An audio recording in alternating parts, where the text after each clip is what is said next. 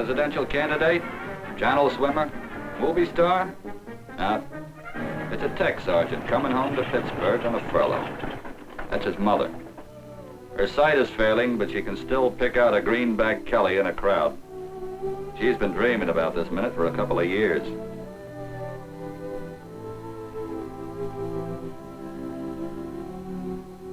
All of Chuck's brothers were there, too. 6 of them in uniform. Looked like a pipe dream furlough cooked up by a PFC asleep in 2 feet of rainwater. Even the beginning was something like a dream when Mark Clark gave Kelly the Congressional Medal of Honor in Africa. By an official tally, Kelly had knocked out 40 Germans in less than an hour and had taken command first of a platoon and then of a company. Chuck wasn't a general's hero. When the news of his award reached the men of his outfit somewhere up in north of Italy, they were as proud as Kelly himself. So back home, they offered him downtown Pittsburgh on a platter, but he said no thanks. Kelly's old home was in the 23rd Ward, and that's what he wanted to see. He wanted to stuff a plug of tobacco into his left cheek and walk down the streets where he used to play mush ball. Down at Jake's, the barber was still asleep the way he'd been 2 years ago when Kelly went away.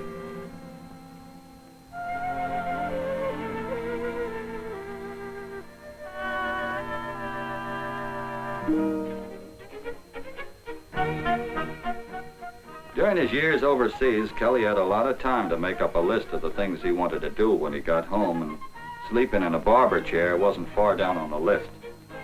Jake was still talking about Barrett's triple play for the Pirates and about how hot it was for May and about the time he got a hot tip on a horse named Espion that paid 30 to 1. Jake told Kelly that Pittsburgh had changed. All the young men had gone. All the mills were on war contracts. If Chuck told anyone about what he'd seen in Italy, he'd rather tell the people he had known since he was a kid. He'd rather show his medals to the neighbors and to the mayor or the newspaper reporters or the autograph hunters. Congressional Medal of Honor, Silver Star, British Military Medal, Afro-European campaign. He was the first enlisted man to cop that much glory, but he'd pass up all the banquets and the parades for a glass of cold, strong Pittsburgh brew and the smell of a local saloon and some talk with the fathers and brothers of his friends. Chuck, how'd you find things in Italy? Well, the Nazis sure gave the people over there a bum deal. And boy, they sure would like to get at us. Say, Bill, whatever happened to Tommy Boyle? He's overseas. There's his picture over there. Sweeney, O'Leary, Goldstein, Caradona, McGuire, scattered all over hell and gone. Hey, Chuck. A little surprise for you, Chuck.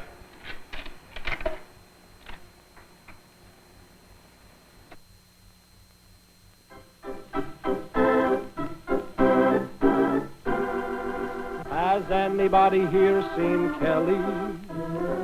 K-double-L-Y. Has anybody here seen Kelly? Sure, they saw a lot of Kelly in the 23rd Ward. They saw him taking Mrs. Kelly to a double feature at the Orpheum where you don't have to stand in line for tickets. They saw that Mrs. Kelly had rather look at Chuck than any wagon chase on the screen. They saw him in the corner drugstore after the first show drinking a chocolate soda with 2 scoops of vanilla ice cream. They saw him over at Wingasson's filling station where Chuck used to work before that afternoon in '42 when he and Howard Getz went downtown and enlisted. Go ahead, Bob.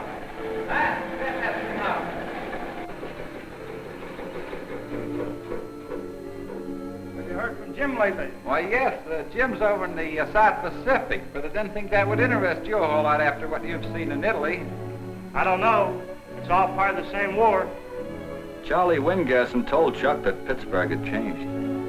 Not on the surface, perhaps, but open the door to any shop or a mill and you could see the change yourself. Castings for washing machines, automobiles, girders, been changed to castings for 155s. Kelly had seen these guns in action. He remembered the good feeling it gave him to know that the artillery was there. It was in his hometown that these big guns began the journey that would take them by train and boat and train again up into the steep mountain passes of France and Italy, up the long hot haul from Iran into Russia, to the Pacific, to India, to any part of the world that was in range of enemy lines. 2 years of war changed Kelly. 2 years of war changed Pittsburgh.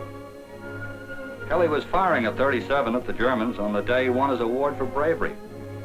Looked a lot cleaner, a lot newer, but they were making the same gun in Pittsburgh that had saved Kelly's life on a dusty road one day behind the Rapido River.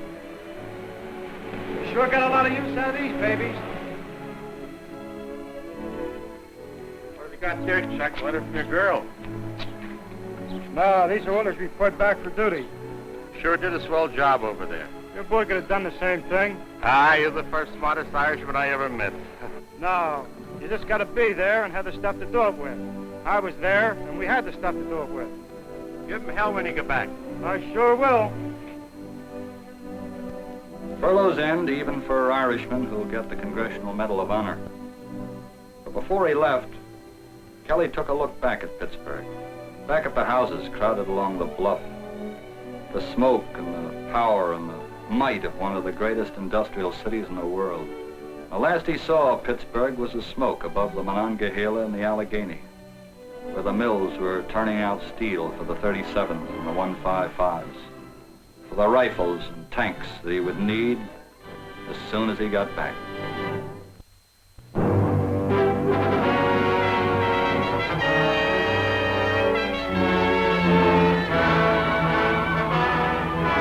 Not many knew of the existence of Naval Task Force 58 until it cracked down on the Japs off Sai Pan. Assembled in secret, a new and mighty weapon forged by the millions of men and women in American labor. Deck space on these flat tops, 1.25 million square feet of timber. Number of planes these flat tops can launch, 1,000.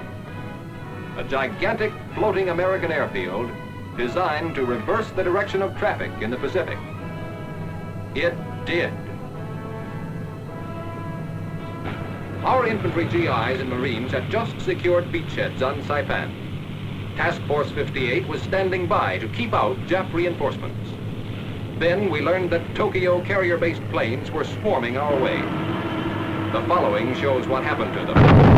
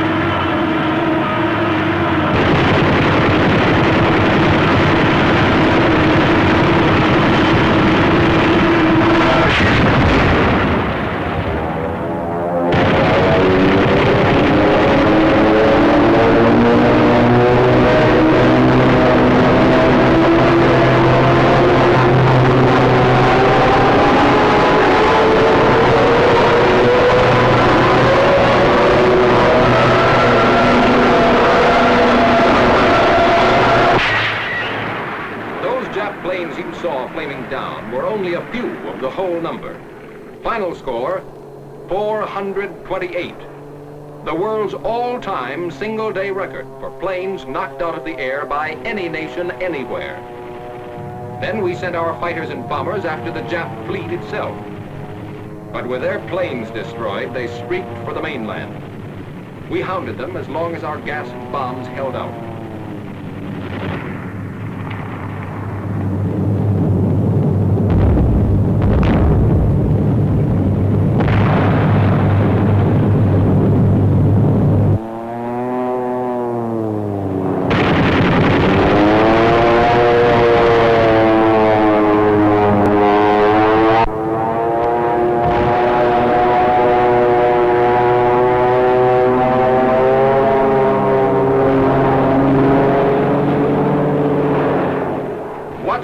Auxiliary gas tank being dumped. One of our boys returning. He got rid of the fire, but the kettle's still steaming. Yes, he'll make the nearest flat top okay.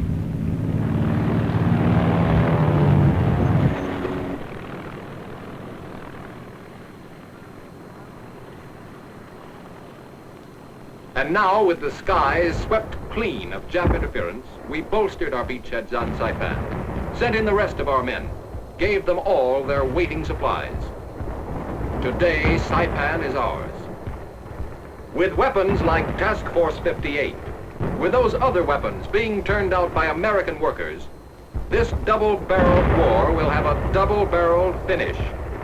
Germany and Japan, allies in defeat.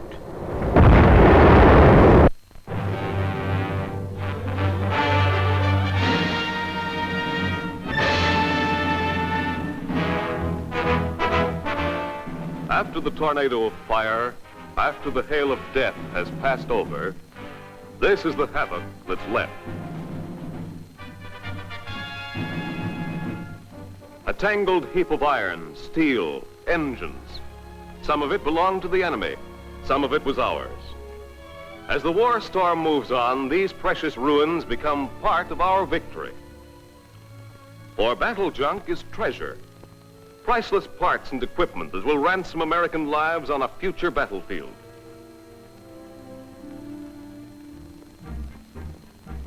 Here in Italy, as in all other war sectors, a collection company of the Army Service Forces goes on a treasure hunt behind the lines. A hunt for anything and everything that can be salvaged, reconditioned, melted down to be used against the enemy.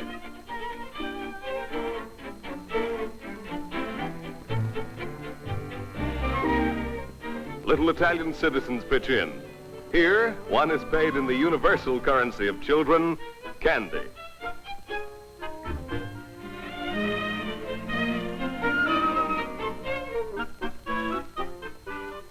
Wherever a plane has been shot down, a tank decommissioned, a machine immobilized, the collecting company appears, stripping usable parts. The rest is carted away to the repair battalion depots, supervised by the Army Quartermaster Corps. These depots behind every front are the Army's answer to the waste of war. Here, what Americans spent hours, days, weeks to make is retrieved from the battlefield. The repair battalion sorts the day's find, arranging mountains of steel girders, plane wings, tires, uniforms. After sorting uniforms, blankets, clothing of all kinds are repaired by Italian workers under the direction of the Army. What were battle-torn uniforms are now ready for further wear and tear. What were trench-stained blankets will now take another round at the front after a cleaning and drying session at the local spaghetti factory. To the repair battalions, nothing is junk. Canteens are given air pressure treatment. Battered cans swell back into shape. Mess kits made new after lye and sulfuric acid baths. Precision instruments are reset to hair trigger accuracy. What the repair battalions cannot put together is shipped home for workers to melt down, rebuild, and return for further use.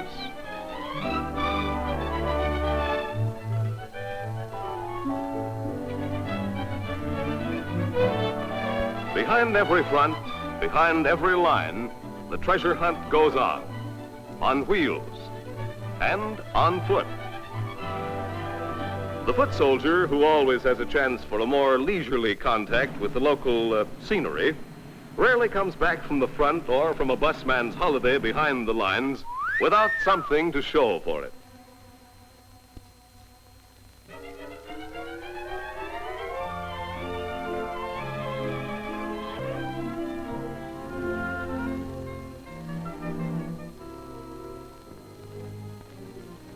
He knows the weapons he fights with are those he lives by. The guns, the instruments, the countless articles of war, small and large, made behind the front, of which there can never be enough. He knows one extra gun, one extra part, one more piece of equipment thrown into the battle can give him one more chance to salvage the greatest treasure of all, people.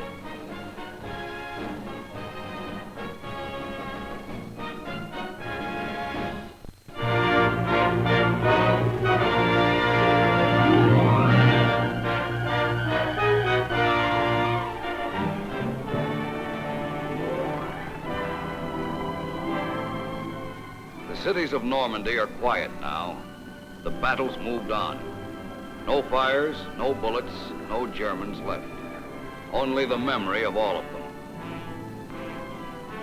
Down there in the rubble, a Yank is leaving town, moving on with the rest of the war. He's learned a lot, this boy. He's found that these towns are like Arawa and Oran at Naples. Quiet places now. Places on maps to which he fought his way, so that he might move on. Local stations. Normandy is his, and the cities are quiet. But they weren't just before he got there.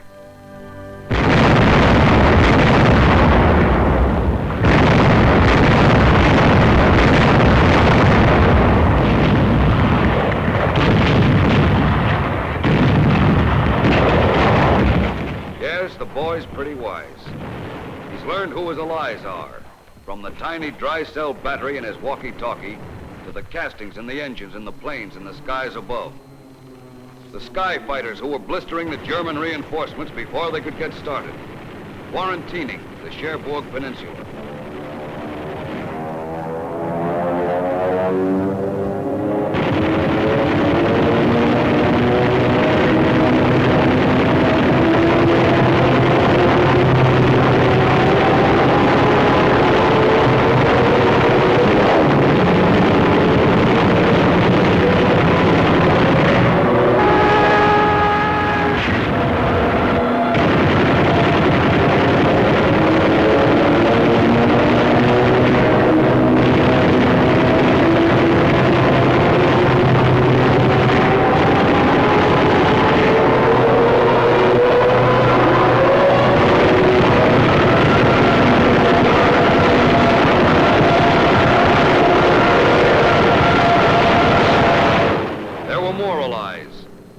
Stripes A20s.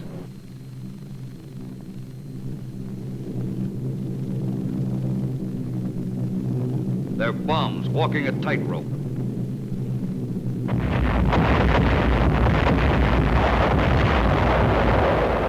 This boy, not far from playing cops and robbers in the streets of home, played a different game in the streets of Cherbourg.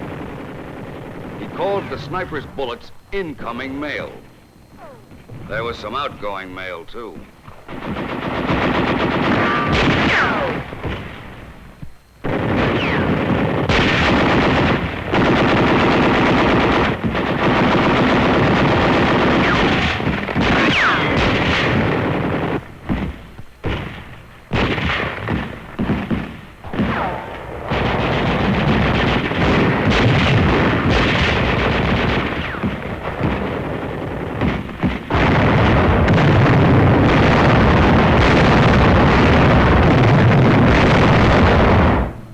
This Yank had learned another thing.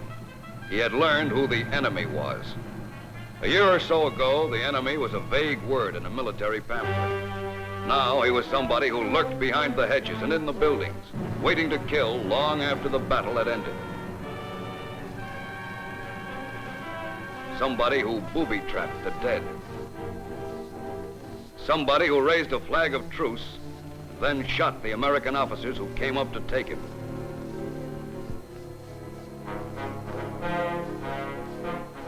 The enemy wasn't vague anymore.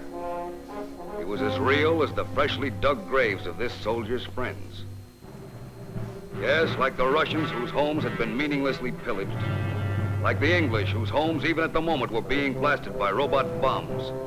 Like the Chinese, like his allies, the Yank knew his enemies. There was some final cleaning up to do.